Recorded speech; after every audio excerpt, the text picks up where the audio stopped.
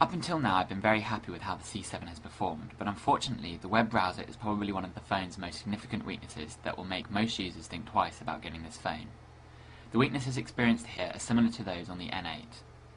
Although the web browser can be accessed easily enough from the home screen, it isn't very good once you have it open and takes a little while to load. Let's click Options and then go to a new web page. We'll go to Google so we can see what it looks like, and then we'll make a web search for Mobile Burn. One of the things that I've noticed in continuing to use this device is that actually selecting text fields or inputs is actually very difficult, and you really have to make sure you select very, very centrally right into the middle of any text field input in order to bring it up. So now I've typed in Google, let's click the tick mark and go, and then click Go To. This will take us to Google. We're using Wi-Fi at the moment, so things should be quite speedy. Here we go. Now let's type in Mobile Burn, and we'll go to landscape mode and give this a go here. One of the things you may have noticed whilst you're on the Google screen there is that this browser by default uses a mobile view of the web, which is a watered down version of the real thing. Unfortunately, I haven't actually found a way to change this yet, and this means that when we do visit websites such as mobileburn.com, they're in the mobile version of the web and not the full original website as you would see it on your desktop. Once this search finishes loading, we'll click the first hit in Google, which should take us directly to the Mobile Burn website. Again, it is worth noting that you can, on certain websites, select a link at the bottom in the footer of the page, which will give you the classic view of the web page, but I'm trying to find a setting in the actual web browser which will keep this on automatically for you for every site you view. Now that the page is finished loading, let's take a look at the options that are available to us. One of the things that has always intrigued me on the Symbian browser is the ability to literally view images. So let's give this a go. It's clear to me that this particular feature is very much only suitable for when you're looking at a mobile version of the web where images may be cut down. Unfortunately, because we're actually viewing the mobile version of Mobile Burn, there is only one image on this page anyway, and it's very small and not really worth looking at. However, you can imagine that if you were using a full experienced web browser, that the ability to actually view images like this would not really be necessary. Whilst we're here, let's try setting this as our home page. As with previous versions of Symbian, this is very painless. Next up, let's actually try viewing a news post by selecting one from the list here. Although we are using Wi-Fi, it still takes a little bit of a time just to get the initial response from the web server. Nonetheless, once it does so, it loads very quickly. Now let's try loading a bookmark by clicking on O2 UK. This will take us to O2 Active, and this is their mobile portal for web browsers on mobile phones. After the initial query to the web server has been made, O2 Active loads quickly as we would expect. Now we're here, let's take this opportunity to see how to zoom in using the double tap. This is definitely one of the strengths of this particular web browser. Now let's rotate the phone into portrait mode. It makes sense when viewing this type of web page as it allows us to fit more onto the screen. Overall, the Symbian version 3 browser found on the C7 handles all the basic things that you would like to do with a web browser quite well. However, when compared to a phone such as the iPhone or on a comparable device running Android, it pales into insignificance. Also, you may notice that as you rotate the device from landscape to portrait, or vice versa, sometimes you actually have to double tap in order to bring things into alignment. Like I said at the beginning of this segment, I think that the browser on the C7 is one of its weakest aspects, but overall it does the basic job quite well. Next we're going to take a look at the music player found on this version of Symbian.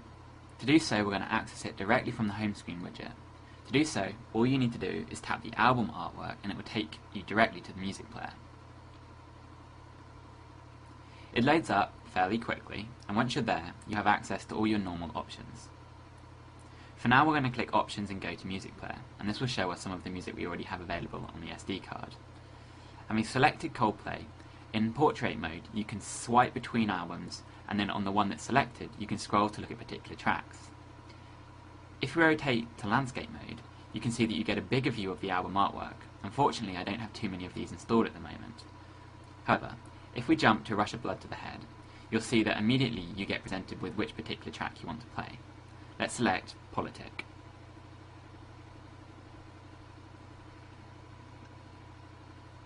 Right now I have the music turned down, so we won't hear the song playing.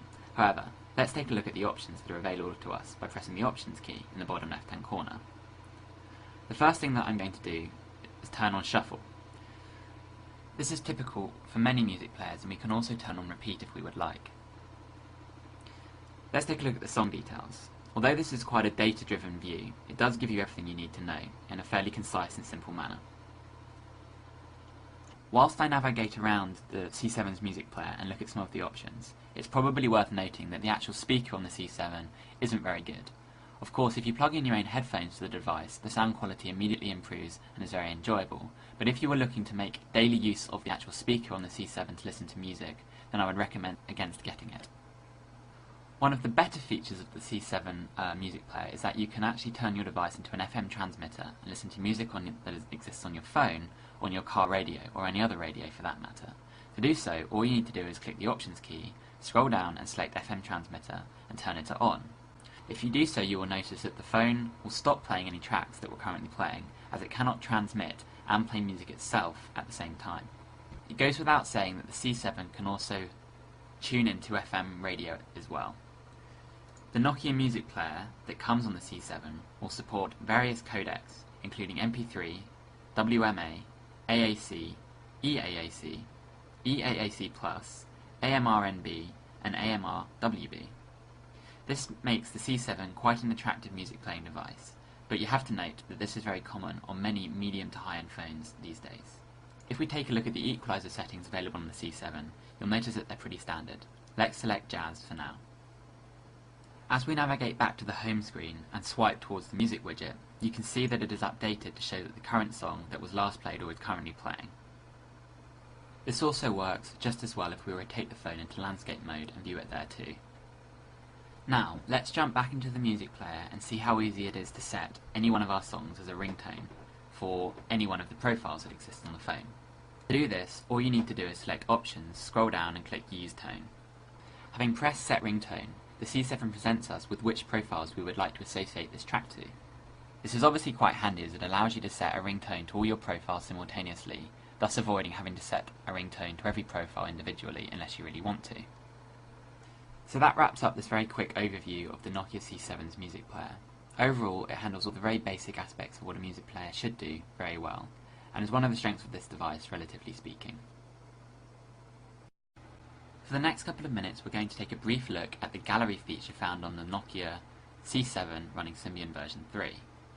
Having brought up our photos, we are now presented with 3 different classifications, including all photos, albums and tags. For now though, we're going to just jump into viewing all of our photos at once.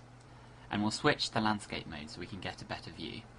To view any particular photo, all you need to do is tap it and it will load it up.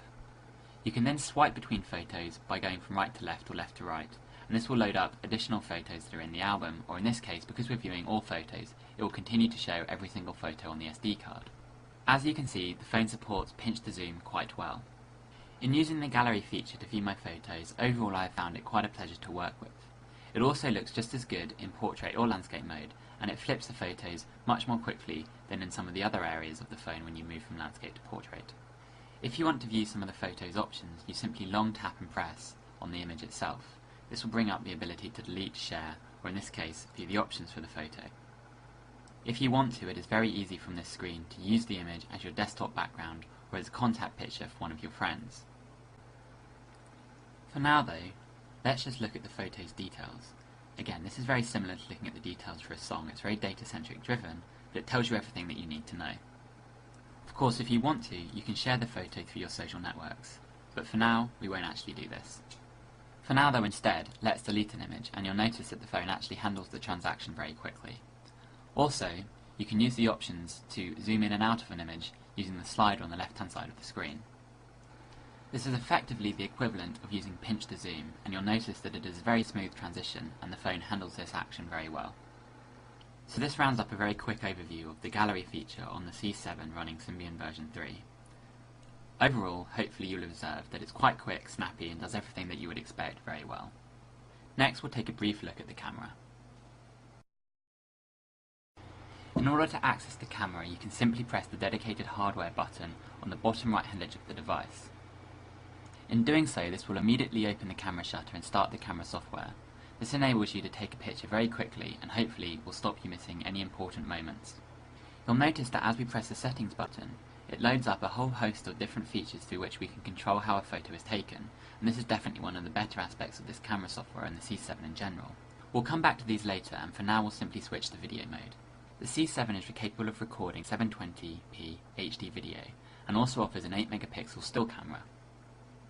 For now, let's jump in to look at the image settings, and you'll notice that we have a number of things that we can control, including the image quality, camera tone, whether or not the image is seen after we've finished taking it. But for now though, let's have a go at changing the image quality.